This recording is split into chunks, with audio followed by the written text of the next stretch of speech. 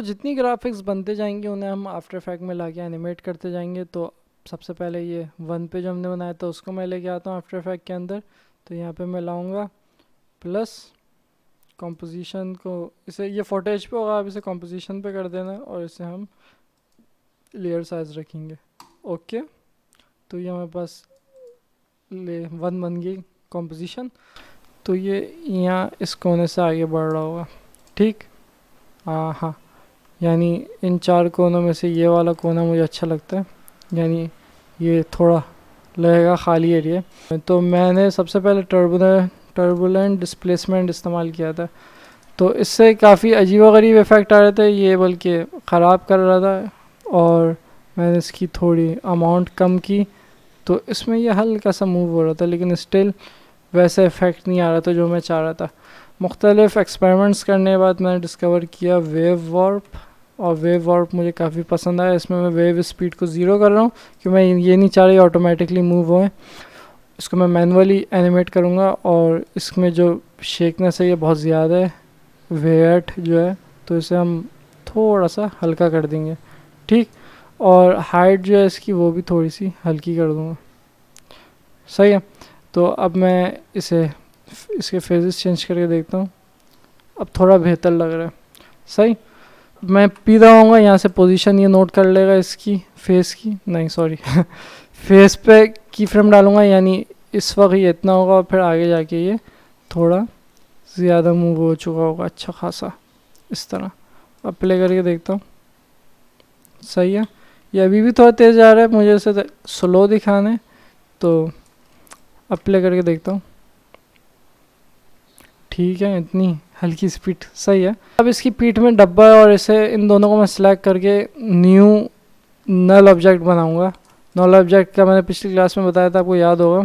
तो नल ऑब्जेक्ट से इन दोनों को मैंने पेरेंट कर दिया और नल ऑब्जेक्ट को मैं आगे मूव करूँगा बहुत हल्की स्पीड में, इतना हल्के के बस। अब प्ले करके देखता हूँ, तो ये बहुत हल्के आगे बढ़ रहा है। अच्छा, ये जो डब्बा है इसका मैंने आर दबाया और इसकी रोटेशन हल्की सी मैं लेफ़्ट राइट करूँगा, इस तरह, ठीक। तो अब ये प्ले होगा तो हल्का सा डब्बा एक तरफ टिल्ट हो रहा है। इसमें एक मज़ीद चीज़ मैं ऐड करना चाह रहा था, जो कि मैंने बाद में सोचा था, पहले मैंने प्लान नहीं किया था। ये जो बैकग्राउंड का कलर ब्लू है इसको मैं हल्का सा डार्क कर दूंगा और ये स्नेल के नीचे डालूंगा, क्योंकि रियल लाइफ में ऐसी होता है कि जब कोई स्नेल चल रही होती है तो उसके नीचे हल्का सा स्लाइम टाइप का लिक्विड होता है जो जेली जैसा होता है थोड़ा सा, जो कि जिसका असल मकसद क्या होता है मुझे नहीं पता, मैं बायोलॉजी का स्टूडेंट नहीं हूँ, मैं दोबारा कह रहा हूँ। तो ये क्रिएट हो रहा है, ठीक है। लेकिन ये जो मैंने मार्क्स काट के ये बनाए हैं, और अब तक आपने पिछली क्लासेस देखी हैं तो आपको ये समझ में आ ही गया होगा कि यहाँ मार्क्स ये यहाँ पे, और आगे जाके अगर मैं मार्क्स को बड़ा करूँगा तो ये हल्की इस तरह आगे बढ़ रहा होगा, ठीक। अब प्ले करके देखता हूँ, ये मैंने प्ले किया और ये हमारा मार्क्स आगे बढ़ रहा है, परफेक्ट। मुझे नहीं लग रहा है इसमें मज़ीद कुछ करने की ज़रूरत है, और यहाँ पे मेरा सीन रेडी है, यहाँ पे मेरा वॉइस ओवर आएगा। तो अब मैं बढ़ता हूँ सीन 2 की तरफ, और वो मैंने बना के रखा था यहाँ पे, आपको याद होगा डब्बे वाला सीन, तो इसको मैंने यहाँ डाला और ये कॉम्पोजिशन लेयर साइज़। अब इसको मैं खोलता हूँ तो ये मेरे पास आ गए डब्बे बहुत सारे। अब इसमें मैं एक दो चीज़ें सोच रहा था कि यहाँ इन पर लाइट पड़ रही होगी या कुछ जगहों पर अंधेरा होगा, तो मैंने यहाँ एक नई लेयर बनाई और इसको मैंने कर दिया डार्क, थोड़ा सा पर्पल रंग का। और अब इसको मैंने यहाँ से ये वाला हिस्सा काटा और इसको मैं कर दूँगा सॉफ्ट, तो अब मैंने इसकी सॉफ्टनेस बढ़ा दी, सही। और ये जो सॉफ्ट वाइट ब्लू सा ग्रेडियंट आ रहा है इसको मैं सॉफ्ट लाइट में चेंज कर दूँगा, ठीक। अभी आपको फ़र्क नहीं दिख रहा है इसका, लेकिन जब मैं इसको ऑन ऑफ करूँगा इस तरह तो दिख रहा है कि यहाँ पे थोड़ा सा डार्क हो रहा है। मैंने पी दबाया, इसकी पोजीशन यहाँ चूज़ की और इसको यहाँ इस तरह यूँ नीचे ला रहा हूँ, सही। जैसे जैसे ये नीचे जा रहा है इसके साथ ये जो डार्क शेड वाली लेयर है ये भी नीचे जा रही है, इस तरह। अब प्ले करके देखते हैं, बेटर है। जब मैं बात कर रहा हूँ तो फिर ये बना हुआ आ जाएगा, पहले ये आएगा, फिर जब मैं डिलीवरी की बात करूँगा तो ये आएगा। अब यहाँ पे हमने बात की थी कि यहाँ एक स्क्रीन होगा जो इसके ऊपर लगा हुआ होगा, तो मैं ये प्लान थोड़ा चेंज करने का सोचा था, लेकिन स्टिल ठीक है। तो आई थिंक ये टीवी का पैकेज होगा, तो टीवी मैं बनाता हूँ हाथ के हाथ। ये मैंने एक शेप बनाया और यहाँ पे मैंने एक डब्बा खींचा। मुझे लग रहा है ये इतना सही डब्बा नहीं है, किस पे जाऊँगा।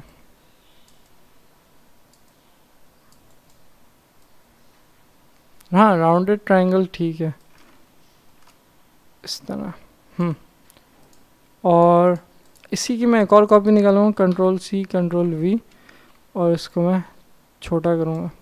ठीक, अब मुझे इसमें थोड़ा सा प्रॉब्लम लग रहा है, तो इसको मैं एडजस्ट करता हूँ कि इसके जो लेफ़्ट राइट में थोड़ी जगह ज़्यादा बच रही है, तो मैंने स्केल पे जाके थोड़ा इसको एक्स एक्सिस से भी बड़ा कर रहा हूँ। इसका कलर मुझे करना है white. I think colour matter नहीं करेगा, क्योंकि इसके अंदर तो वो आ जाएगा, क्या कहते हैं, असल जो पिछला एनिमेशन है वो आ जाएगा जो हमने प्लान किया था। तो इसका भी साइज वाई में और एक्स थोड़ा छोटा कर रहा हूँ। टीवी के नीचे का स्टैंड दिखाना चाह रहा हूँ बेसिकली मैं इसको, और ये बन गया टीवी का स्टैंड। और इसकी मैं एक और कॉपी निकालूंगा और इसको मैं एक्स एक्सिस और वाई एक्सिस मज़ीद कम कर दूंगा। हाँ, ऐसा ठीक है। इसका कलर मैं मज़ीद डार्क कर देता हूँ, क्योंकि मैं चाह रहा हूँ ये पीछे है और इसके ऊपर शेडो आ रहा है। इसको मैंने पीछे की लेयर में रख दिया। देखिए, आफ्टर इफेक्ट के अंदर मैं एडोबी इलस्ट्रेटर वाली चीज़ें कर रहा हूँ, और इसमें कोई मसला नहीं है, आप एडोबी इलस्ट्रेटर के अंदर भी बना के ला सकते हैं। सही है। तो मैं इसका थोड़ा वाई एक्सिस मज़ीद कम कर देता हूँ, मैं चाह रहा हूँ थोड़ा पतला लगे। ठीक है। और अब ये जितने भी स्क्रीन की चीज़ें हैं, इसमें मैं पहली वाली लेयर लाऊंगा दोबारा इस तरह, और इसको मैं यहाँ अल्फ़ामेट कर दूंगा। अल्फ़ामेट कैसे करते हैं आपको बताया था ना, भूल गए? याद होगा, उम्मीद है। मैंने अल्फ़ामेट कर दिया इसे। अब मैं प्ले करता हूँ, तो ये जो एनिमेशन है ये इसके टीवी के अंदर प्ले हो रहा है। ये बहुत बेस्ट चीज़ हो गई। इन सारे एलिमेंट्स को मैंने सेलेक्ट किया और कंट्रोल शिफ्ट सी दबाया और इसका नाम रख दिया मैंने टीवी। तो ये एक अलग से कॉम्पोजिशन में आ गया। ठीक, तो अब इस लेयर को मैं 3D में कन्वर्ट कर दूंगा और इसकी मैं पोजीशन थोड़ी सी घुमा के चेंज करूंगा इस तरीके से, और इसे थोड़ा सा छोटा कर दूंगा।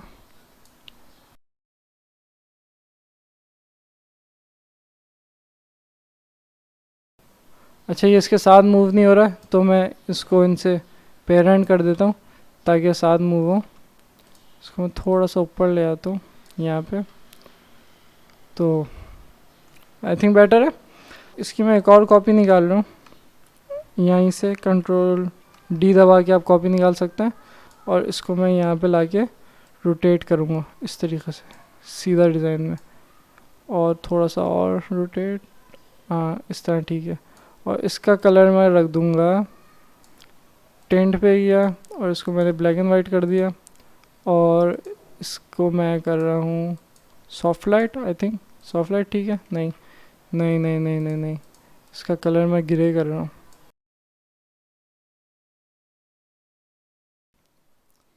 तो ये तकरीबन 2 डब्बे हैं। यहाँ से कंटिन्यू हो रहा है हमारा पहला वाला शॉट, जिससे मुझे लग रहा है कि स्मूथ ट्रांजिशन आएगी।